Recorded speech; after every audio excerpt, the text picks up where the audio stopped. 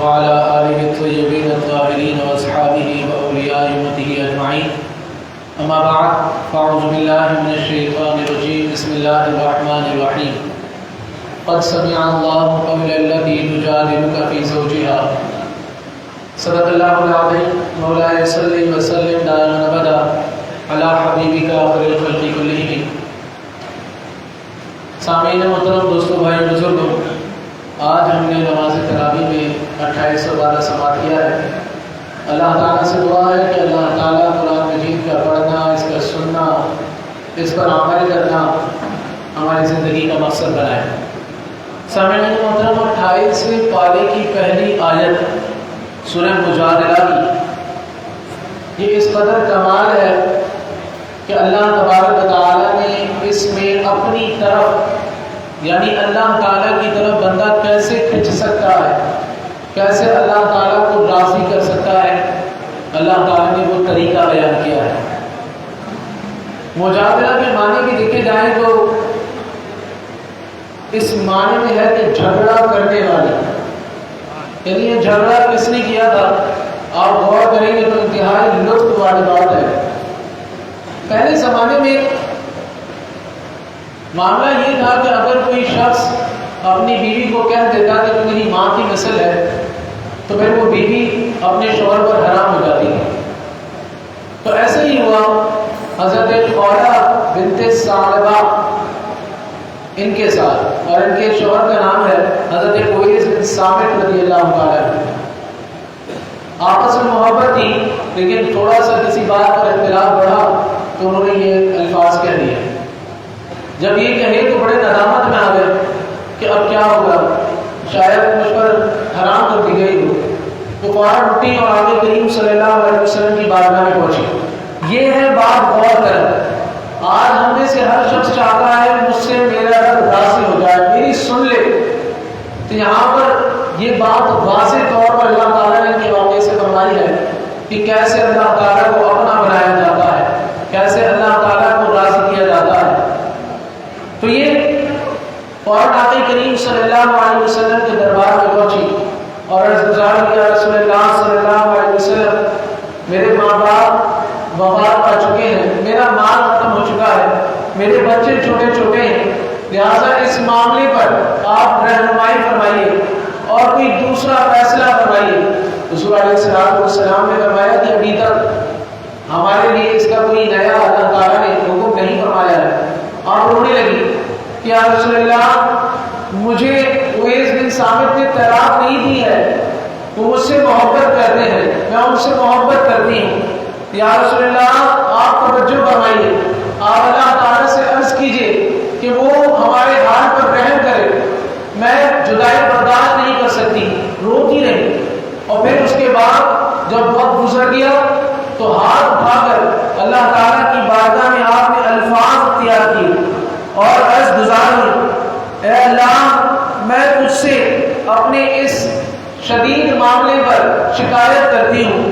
میرے واقعے اور میری تنہائی پر غور کرنا، میں کیسے برداشت کر سکتی ہوں، میں یہ جدائی برداشت نہیں کر سکتی. اتنے میں یہ روتی رہی اور اللہ تعالیٰ سے اسی طرح عرض گزار ہوتی رہی. اتنے میں حضرت عائشہ صدیقہ رضی اللہ تعالیٰ عنہ نے فرمایا کہ تم دیکھتی نہیں کہ آقا کریم صلی اللہ علیہ وسلم کے چہرے پر وحی کے آثار ہیں، لہٰذا خاموش ہو جاؤ. جیسے ہی وحی اتر گئی تو آقا کریم صلی اللہ علیہ وسلم نے فرمایا جاؤ اور جا کر اپنے شوہر کو بلا لاؤ. اور آقا کریم صلی اللہ علیہ وسلم پر جب یہ آیت کریمہ مکمل اتر گئی تو آپ نے ان کے شوہر سے یہ واضح طور پر یہ وحی سنائی کہ اللہ تعالیٰ فرماتا ہے کہ میں دیکھ رہا ہوں کہ محبوب ان کا مناجات کرنا اور آپ کے ساتھ اس انداز میں جھگڑا کرنا، یہ جھگڑا محبت تھا، یعنی محبت کے حوالے سے تھا. اور اللہ تبارک و تعالیٰ نے ان کی یہ گریہ گزاری قبول کر لی ہے اور ان کی مناجات کو اللہ تعالیٰ نے سن لیا ہے اور اللہ تعالیٰ ہر شکایت کنندہ کو دیکھنے والا ہے. اس انداز میں اللہ تعالیٰ نے ان کے اس فعل کو، ان کے اس قول کو قبول کیا کہ رسول اللہ صلی اللہ علیہ وسلم کو اپنا وسیلہ بنایا اور اللہ تعالیٰ کی بارگاہ میں روتی رہی. اللہ تعالیٰ نے ان کے لیے قانون ہی تبدیل فرما دیا اور وہ معاملہ ختم فرما دیا۔ اللہ اکبر۔ اس کے بعد ساری زندگی ان کا ادب تمام صحابہ کرام فرمایا کرتے تھے۔ جہاں بھی حضرت یہ پائی جاتی تھی صحابیہ حضرت خواجہ بنت ثعلبہ، وہاں صحابہ کرام ادب کا مظاہرہ کرتے تھے بے تحاشا۔ اور یہ کمال کی سننے والی بات ہے، ذرا غور کیجیے گا۔ یہاں پر دوسری بات سکھائی جا رہی ہے۔ دور آیا حضرت عمر فاروق رضی اللہ تعالیٰ عنہ کا، آپ امیر المومنین تھے۔ ایک مرتبہ آپ ایک ضروری میٹنگ سے جا رہے تھے، پیچھے ہجوم تھا، ضروری میٹنگ تھی، ہزاروں کا لشکر تھا۔ آپ کا گزر ہوا حضرت خواجہ بنت ثعلبہ کے قریب سے، اللہ، تو آپ کو انہوں نے روک لیا۔ حضرت خواجہ بنت ثعلبہ رضی اللہ تعالیٰ عنہ نے فرمایا کہ اے عمر ڈراؤ، آپ بڑھیا ہو چکی تھی اس ٹائم پہ۔ فرمایا عمر یاد ہے کہ دور اسلام سے پہلے تمہیں عمیر کہا جاتا تھا، تم اسلام لائے تمہیں عمر کہنے لگے، اور آج تمہارا یہ مقام ہے کہ تمہیں امیر المومنین کہا جاتا ہے۔ اے عمر یاد رکھنا کہ اللہ تبارک و تعالیٰ نے تمہیں بڑا عظیم مقام دیا ہے، اللہ سے ڈرنا مت چھوڑنا۔ اگر تم اللہ تعالیٰ سے ڈرتے رہو گے تو اللہ تبارک و تعالیٰ تمہیں غلط فیصلے نہیں کرنے دے گا۔ اس انداز میں حضرت عمر فاروق رضی اللہ تعالیٰ عنہ کی نصیحت آپ کو نصیحت کرتی رہی۔ اللہ کو لکھا ہے، واقعی میں لکھا ہے کہ کافی دیر گزر گئی کہ پیچھے ہجوم تھا، میٹنگ تھی، امیر المومنین ہے، اور 12 لاکھ روپے میل کا فیصلے جاری کرتے ہیں۔ کچھ لوگ آگے بڑھے، عرض گزار ہوئی کہ اے امیر المومنین کیا آپ اس بڑھیا کی سن رہے ہیں؟ چلیے آگے بڑھیے۔ آپ جلال میں آپ نے فرمایا خدا کی قسم تم جانتے ہو یہ عورت کون ہے؟ یہ عورت وہ ہے کہ جس کے کلام پر اللہ تعالیٰ نے جواب دیا تھا۔ ارے جس کے کلام پر اللہ تعالیٰ نے جواب دیا ہو، اللہ تعالیٰ جس کی سنتا ہو، تو عمر کی کیا مجال کہ عمر ان کے کلام کو روک کر ہٹ جائے۔ اگر یہ سارا دن بھی مجھے نصیحت کرتی رہے تو میں صرف ان سے نماز کی رخصت دوں گا، پھر اس کے بعد ان کے پاس آ کر کھڑا ہو جاؤں گا۔ یہ بات ہمیں یہ سکھاتی ہے کہ زندگی بھر اگر ہم نے کچھ بننا ہے، چاہے اللہ تعالیٰ ہمیں کسی مقام پر بھی لے جائے، کتنی ہی بلندی پر لے جائے، لیکن جن کا ادب شریعت نے کیا ہے، جن کو شریعت نے مقام دیا ہے، جن کو قرآن و حدیث نے مقام دیا ہے، ان سے بلند ہونے کی کوشش ہم نے کبھی نہیں کرنی۔ چاہے اللہ تعالیٰ ہمیں علم کے لیے، بعض اوقات ایسا ہوتا ہے کہ شاگرد استاد سے زیادہ علم والا بن جاتا ہے، اللہ تعالیٰ اسے زیادہ علم عطا فرما دیتا ہے، لیکن اگر وہ اپنے استاد کسی وقت بے ادبی کر دیا تو جتنی آسمان پر اللہ تعالیٰ اسے دے کر دیا ہے ویسے اسے پٹک دے گا۔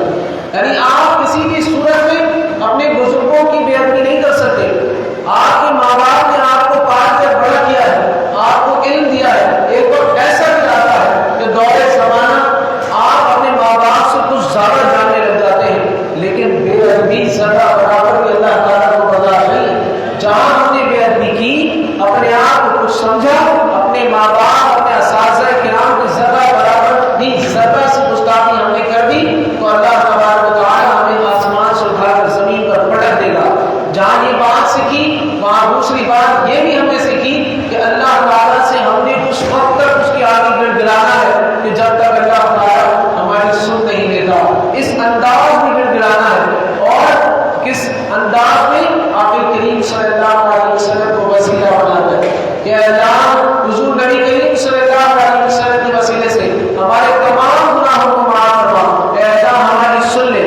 اور اسی پارے کی ایک اور آیت میں اختتام کی طرف بڑھتے ہیں۔ وہ آیت ہے کہ اللہ تعالیٰ نے فرمایا، بڑی غور کیجیے گا کہ یا ایھا الذین آمنوا قوا انفسکم واہلیکم نارا وقودھا الناس والحجارہ، اے ایمان والو اپنے آپ کو اور اپنی اولاد کو آگ کے اس ایندھن سے بچاؤ جسے اللہ تعالیٰ نے تیار کر رکھا ہے۔ فرمایا جس کا ایندھن آدمی اور پتھر ہے، اس کی سختی، اس پر سختی کرنے والے طاقتور